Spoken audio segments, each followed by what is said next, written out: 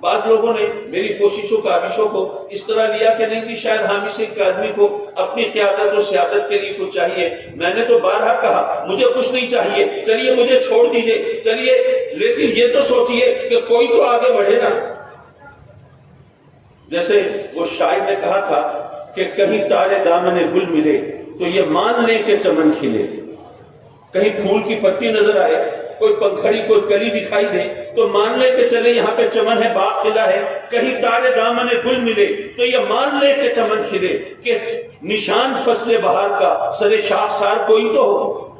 یہ اداس اداس سے راہ گزر, یہ اجاڑ اجاڑ سے بامدر, چلو ہم نہیں نہ صحیح مگر سر کوئے یار کوئی تو ہو. کوئی ہستی تو آگے بڑھے. تو ہم الحمدللہ یہ حضرت قبلہ پیر سیال دامت برکاتہ العالیہ کی خدمت میں عرض کرتے ہیں. مجھے یاد ہے آپ کے والد گرامی رحمت اللہ علیہ, انہوں نے بھی اسی طرح آواز دی تھی, اور جس طرح لوگوں نے دیوانہ وار وہ اس آواز پر لبیک کہا تھا, وہ منظر ابھی آپ کی آنکھوں کے سامنے موجود ہوگا, محب نہیں ہوا ہوگا. ذرا اسی کے ایکشن ریپلے کی ضرورت ہے, اسی طرح لوگوں کو بلانے کی ضرورت ہے. آج آپ نے یہ عوام کو جمع کیا ہے, کچھ دنوں کے بعد آپ ذرا خواص کو بھی اکٹھا کر لیں, علماء کو اور مشائخ کو بلا لیجیے اور ان کے سامنے وہ کوئی پروگرام ترتیب دے دیجیے. حضرات مکرم, یہاں پر میں یہ عرض کرتا چلوں کہ میں نے ہمیشہ اتحاد اہل سنت کی بات کی, کیونکہ میں اس یقین کے ساتھ آتا ہوں کہ ہمارے تمام مسائل کا حل ہے تو باہمی اتحاد میں ہے. اگر پیر سیال جیسی ہستی اگر ہماری قیادت سنبھالے, حضرت قبلہ شیخ الاسلام رضی اللہ تعالیٰ عنہ جب وہ جلوہ فگن تھے تو JUP کی وہ پہلی پرواز تھی, پہلا الیکشن تھا نا, لیکن وہ پہلا الیکشن کیسا تھا؟ آج تک تاریخ بتاتی ہے کہ مغربی پاکستان میں پیپلز پارٹی کے بعد سب سے زیادہ ووٹ لینے والی جمعیت علماء پاکستان. یہ حضور شیخ الاسلام کی توجہات تھی, ان کی برکتیں تھیں, ان کی وجود کی نعمت تھی.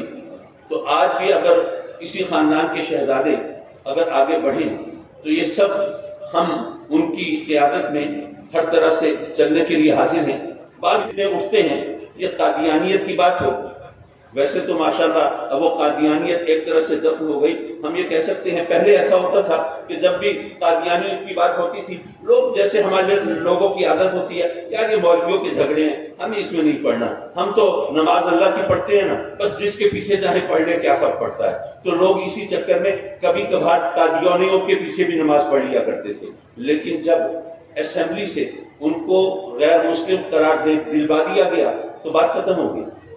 اب وہ مولویوں کی بات نہیں رہی, اب یہ کوئی اختلافی مسئلہ نہیں رہا, بلکہ یہ بات طے ہو گئی کہ وہ غیر مسلم ہیں.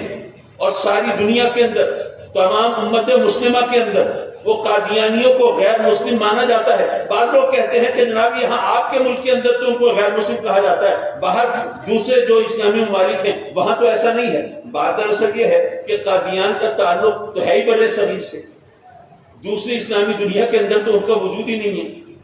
تو جہاں سے یہ پودا پھوٹا ہے تو یہاں پر ہمیں احتیاطی تدابیر کرنی ہے. تو ہم یہ اپنا کام الحمدللہ کر رہے ہیں اور اللہ کے فضل و کرم سے ہم نے یہ معاملہ سیٹل کر دیا ہے. اب لوگ کوشش کرتے رہیں, لیکن جب پاکستانی آئین کے اندر ان کو غیر مسلم قرار دے دیا گیا, اب کون بے غیرت مسلمان ہوگا جو اسمبلی کے اندر جا کے قادیانیوں کے حق میں آواز کھولے گا, زبان کھولے گا؟ یقیناً ایسا نہیں ہو سکتا. لیکن ہمیں بہرحال یہ بتانا ہے کہ عوام جاگ رہے ہیں, وہ دیکھ رہے ہیں, وہ نگران ہیں.